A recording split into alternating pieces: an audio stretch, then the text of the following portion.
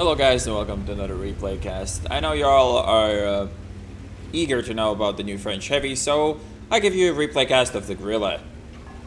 First of all, big thanks to everyone who turned into the 30-hour live stream. This was our number 24 or so into the stream. After we already done grinding the French Heavies, I decided, you know what, let's fuck around with a Grille. And many people don't really like the Grille too much, but I find the characteristics of the Grille to be just what you need for a support vehicle in this game. It's fast, it has a really brutal gun. The DPM is on the low side for a tier 10 TD, but then again, if you combine the mobility and the gun depression and the gun handling, it's a really great package for a support vehicle, and in my opinion makes it the best tier 10 support TD. If you don't, I'm not gonna say best tier 10 TD because comparing this to a Yak Panzer is not really all that relevant, and apples oranges kind of thing. Alright, so we're playing Airfield, and we're playing aggressive in the middle. Our spawn was on the left side. If we spawned on the right side, I might have gone into where the Batch 12T is, well, the one that is on the hill on that pocket position. Probably would have gone there, as I have the mobility to allow that, but we did spawn on the left side, and I didn't really want to risk taking hits, and I'm not really sure if you can even drive up there after they patched a lot of the boosts out of the map. I have no idea if you can even drive up there without being a threat to the hill. And here we get the second shot into the 907. Cheeky position. Not many people expect the Grille to be here. I mean, now they should know better because I have been spotted here, but the 110 playing the middle aggressively. The only thing I need him to do is not to die in a position where he gives the enemy team cover, because that is generally what the second part of the engagement from this position is going to be like. And like with the previous position, generally, people are aware that this angle exists, but very often they forget.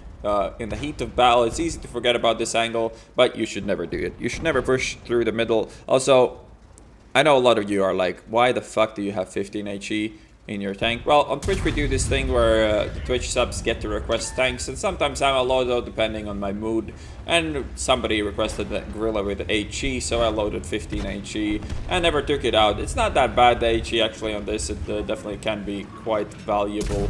Now we get 2 shots in a row, KV4 and 11. Didn't really get to nail a high value type there, but we do get the 2 damaging shots anyways, and we are already at 3k damage. It looks like our team is getting pretty overrun on that side, and our Conqueror and the VK are completely on the wrong side of the map. Get another shot into the T10. Everybody gets one. Everybody who crosses gets at least one shot into their side, or in the T10's case, in the front. They're peeking the left side again, so I might look into that, but we don't have shots on that. Might have a shot on the T10 again if he decides to, challenge me again. We definitely have this shot, but our turret traverse is a bit too bad, and I wasn't really expecting, I guess, him to be so aggressive there. So we know there's a Lova there somewhere as well, and the 260 drops down. We might actually be able to shoot him, and this is a risky peek here. We definitely could get very punished for it, but we don't, and we set the 260 on fire. Nice 999 roll for the Grille. And we are already at 4.4k damage. Playing the support role that the Grille is meant for, not really taking any hits, not really gaining any positional advantage on the enemy team, just dealing damage pretty much every time we reload. The T10 is being silly, and we take him out of the game.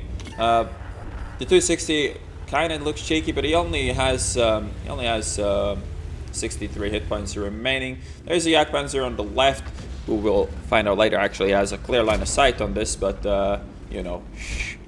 otherwise he might actually hear that and shoot me. Pretty big oversight for me.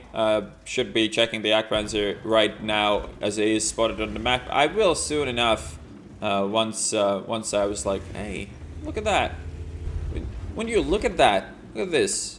He's staring right in my face, and if he gets spotted, this might actually be pretty bad. And I do a really bad play as well by driving forwards. He could still shoot me, but we get lucky there. That was a pretty poor approach to the situation. We should not have played like we did there, but the Yak Panzer as it will turn out later, was not the brightest of the players, and he did not get that shot. He definitely could have pre-aimed me, because I did use that position many times.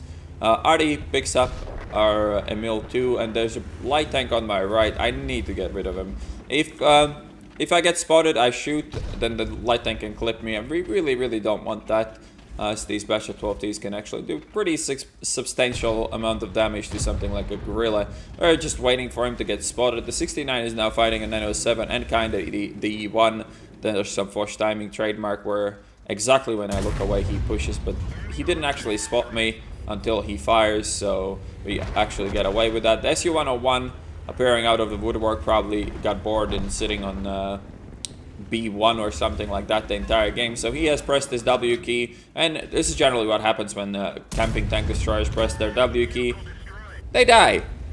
As you see, even with the low DPM, if you put yourself in a position where you can pretty much shoot every time you reload, damage builds up quite quickly and quite nicely, and that is exactly what has happened. We are already at 7,000 damage done, and there is only 4 enemies left. The problem here is that now I will have to take a more active role in this team, as there is only 3 of us left and I have full hit points, and that is the bad news, because the enemy Artie will most likely take a giant steaming pile of shit on top of my tank.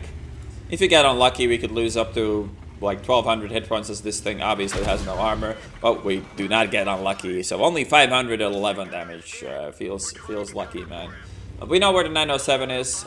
It is pretty bad though. 2 of my crew members died, the gunner and the commander, or the gunner and the loader. Was it commander and the loader? Anyways, loader is still dead, and we have 74 seconds on our med kit, so the 907 is just above my one shot, but he's doing something really stupid, which is going into the open when he knows I'm here. Really weird play by him. He should have just bullied me out of this position and killed me. It would have been really hard for me to 1v1 him with Artie being in the game, but we do get to shoot him once. Our reload now is like 20-ish seconds, I imagine, but it shouldn't really be a big problem, because we got him to a one-shot hit points, and we're loading HE now as well. The E1 is behind us, picks up the ISU. Now, this is going to be probably the make or break the game kind of a play. We need to kill this 907, and then we can breathe again. The Icons is pushing up the middle, and the 907 is here. If he tracks me, we're actually dead probably, because I'm not sure if my repair speed would be enough to repair 907 reload, but we needed to pick him up as quickly as possible, which we do. We switched to AP now.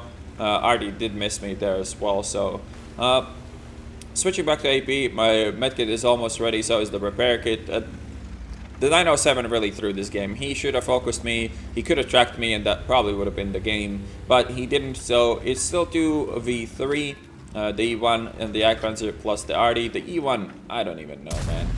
Lucky timing for me, I suppose. I mean, if I didn't decide to go back to the middle, we would have never seen him coming up there. Risky play by the E1 doesn't pay off for him. 3 AP left, 14 HE. The Icons still has 1000 hit points.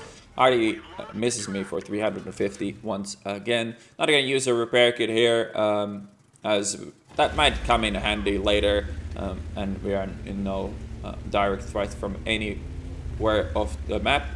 Waiting for the Jagdpanzer to be spotted, and I'm thinking, how are we gonna lose this game?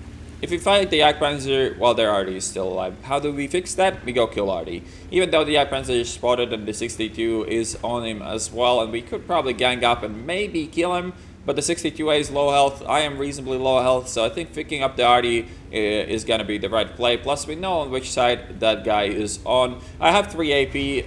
If I'm not gonna bounce the Jagdpanzer, then we should be fine to use AP on Artie, so I'm not gonna go for a reload here, as I don't wanna mess up the timing and get blasted in the face by him. So we're pushing for the Artie, and you can really see that mobility coming handy. And that's why the Grille is such a beast. It's not really, well, I mean, it's still pretty decent at being the camping TD, but with this view range, with this mobility, it's a really nice tank to play reasonably aggressively. I mean, by no means it's like a aggressive push middle of the map every game kind of tank, but it can definitely do that. You need your team to be around and support you. And now, at this point, the only way we really lose this if the T69 dies, so that's what I write in the chat. Please don't die. As long as he circles a rock or whatever he's next to, we can't really lose this game.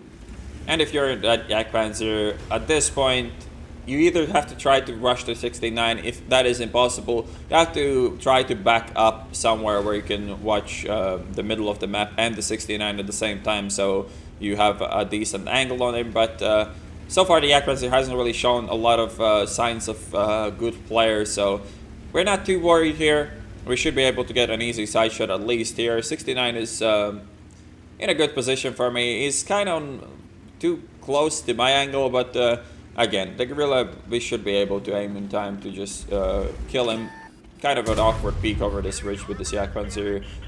As I said, did not really show signs of a great player, but other than that, 9.2k damage. Not gonna get that sweet 10k once again, but we got pretty damn close, and that's always nice, especially in a tank like the Grille. Alright, so here's the end plate. Ace Tanker, 2,904 experience with the premium count and the 48% bonus from the Christmas stuff. Top Gun, high caliber, 9,527 damage done. Only around 100 assisted. Picked up 7 kills and 1,308 base XP.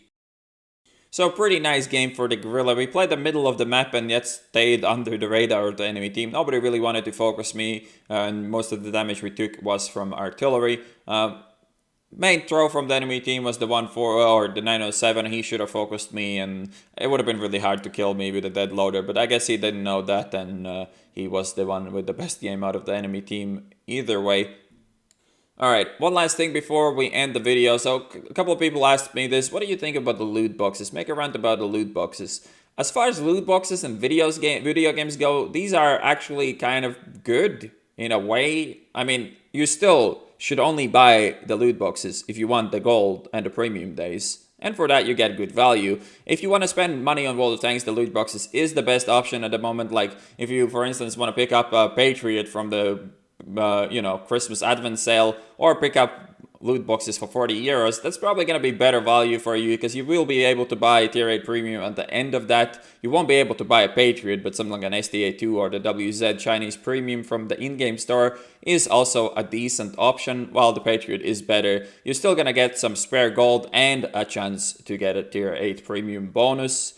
You should not buy the loot boxes if the only thing you want is to get lucky and win, Patriot Type 59 or whatever. It is kind of a weird move to put the Type 59 in these kind of boxes, and it probably will trigger some people to spend a lot of money on it, but treat it like this way. It's a lottery with good value, so if you lose or if you don't win jackpot, you still get your money's worth. So while I do not ever recommend buying these if you only want the type or a premium out of it, but if you do need the gold for premium count or whatever, it's good value, like I said. So I can't really be too mad about the boxes, but just, it's lottery. You don't plan your life around lottery, so don't do it with the loot boxes here as well. I hope you guys enjoyed the video, and I'll see you on the next one.